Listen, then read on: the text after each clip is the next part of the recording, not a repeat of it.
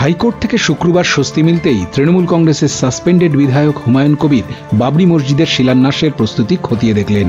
শনিবার বেলডাঙ্গায় বাবরি মসজিদ নির্মাণের শিলান্যাস। এদিন হুমায়ুন সংবাদ মাধ্যমের মুখোমুখি হয়ে জানান, অনুষ্ঠান দুপুর 12টা থেকে 2টো পর্যন্ত চলবে। ধর্মীয় আলোচনার পর রিমোটের মাধ্যমে শিলান্যাস হবে। থানায় ইমেল করে সাহায্য চাওয়া হয়েছে। 2000 ভলান্টিয়ার থাকবেন। সোনাক্ষী, মশলা কোথায়?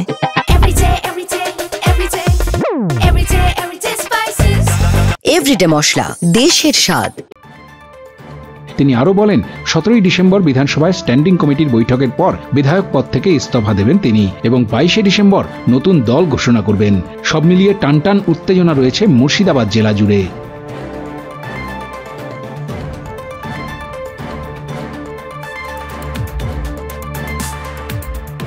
বহরমপুর থেকে পরাগ মজুমদারের রিপোর্ট, উত্তরবঙ্গ সংবাদ।